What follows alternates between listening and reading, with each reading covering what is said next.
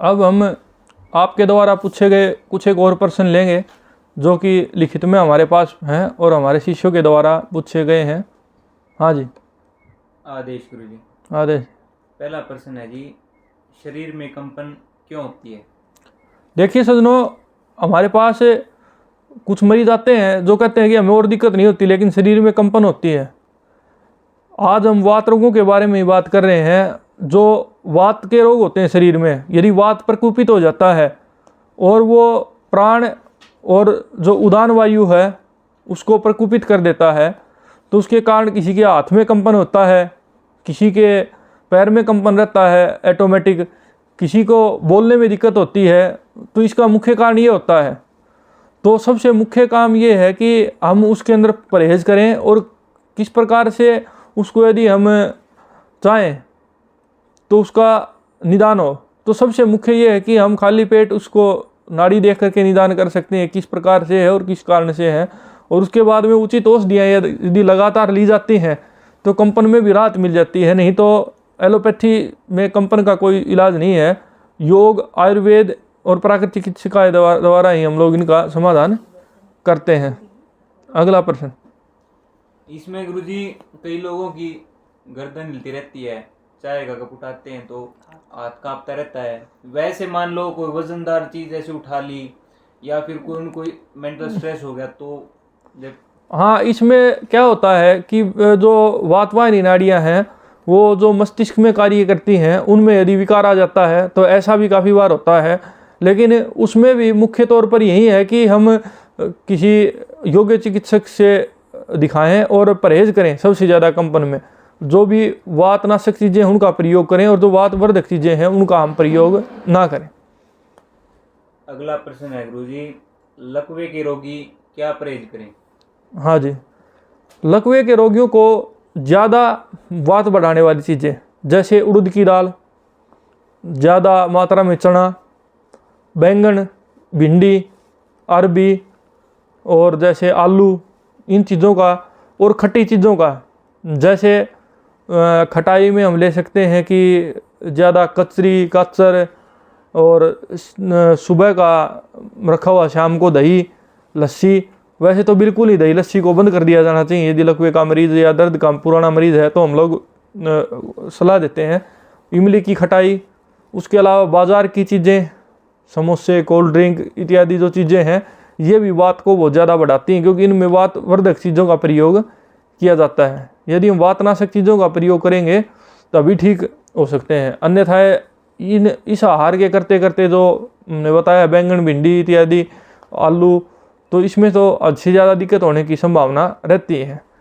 इसलिए हमें इन चीज़ों से बचाव करना चाहिए। अगला प्रश्न है गुरुजी, बार बार लकवे की शिकायत हो तो क्या करें? हाँ सज्जनों, कई बार लकवे के मरीज़ होते हैं और मैंने जिस तरह से आप लोगों को परहेज बताए हैं लकवे में, अग भाई ज़्यादा हंसना, ज़्यादा ज़ोर से जम्भाई लेना, ज़्यादा वातवर्धक चीज़ें जैसे अरबी, बैंगन, भिंडी इत्यादि का प्रयोग, समय पर न खाना, ज़्यादा सेक्स करना, मैथुन करना, असमय जागना, दिमाग में ज़्यादा टेंशन, ज़्यादा दिमाग में बोझ रखना, ये कारण लकवे के बहुत ही ज़्यादा मुख्य होते हैं। तो इन कारणों से यदि हम बचें तो बार बार लकवा होने से बच सकते हैं। लेकिन कई बार ये कारण भी होता है कि लकवे की दवाई जब हम देते हैं तो वो वातवाहिनी नाड़ियों को थोड़ा बहुत ठीक कर देती है, जिसकी वजह से हमें महसूस होता है कि हमारे शरीर के अंगों में हलचल है, लेकिन वो वातवाहिनी नाड़ियाँ पूरी तरह से शुद्ध नहीं हो पाती। और जब वो शुद्ध नहीं हो पाती तो उसमें मुख्य कारण ये होता है कि यदि हम बदपरहेजी करते हैं तो दोबारा से लकवा या पक्षाघात हमें आक्रांत कर लेता है। इसलिए ये सुनिश्चित करना बहुत ज़रूरी है कि क्या हमारा जो दवाइयों का कोर्स है वो पूरा हो गया है। कई बार हमारे सामने ऐसे मरीज़ भी आते हैं जो उठ भी नहीं पाते, लगातार डॉक्टरों ने किसी को नाक में नलकी लगा दी है भोजन खाने की, और हम लोग दवाइयाँ देते हैं और आयुर्वेदिक उपचार बताते हैं, प्राकृतिक चिकित्सा करते हैं और उनकी मालिश वगैरह जो अभ्यंग वगैरह ये करते हैं, तो उससे उनको भी आराम होता है। यदि कोई मरीज़ है जिसको बिल्कुल डॉक्टर ने कह दिया है कि ये शरीर से चल फिर नहीं सकता, बिल्कुल खाट पर लेटा हुआ है, तो कई बार चमत्कारी रूप से औषधियों ने कार्य किया है, प्राकृतिक चिकित्सा और योग की विधियों ने कार्य किया है और वो भी स्वस्थ हुए हैं, ऐसी बात नहीं है।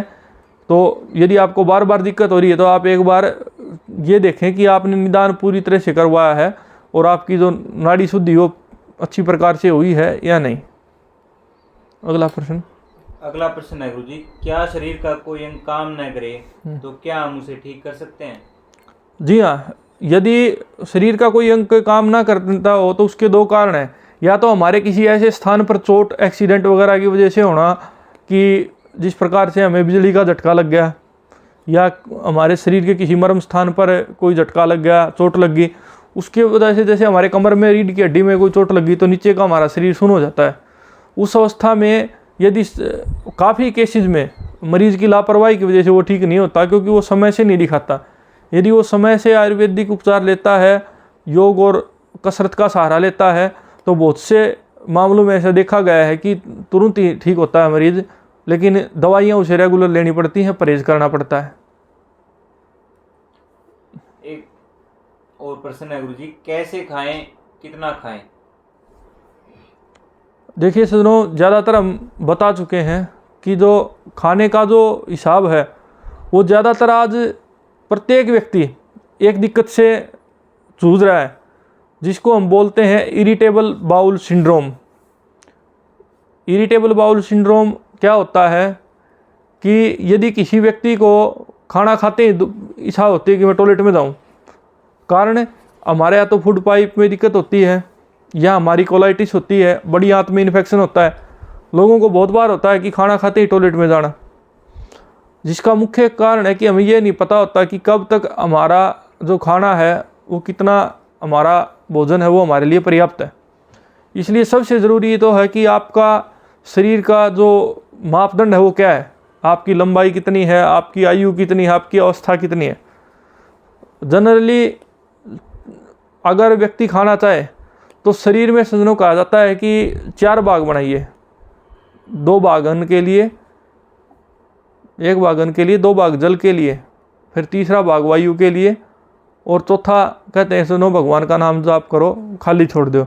लेकिन होता जनरली ये है कि हम चारों भाग ही अन्न से भर लेते हैं और पानी पी लेते हैं।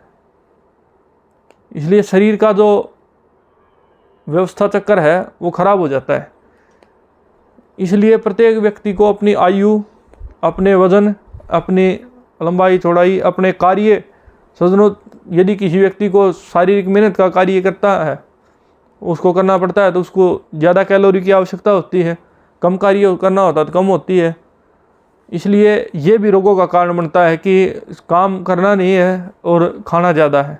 इसलिए इससे भी हमें बचने की बहुत ज़्यादा आवश्यकता होती है।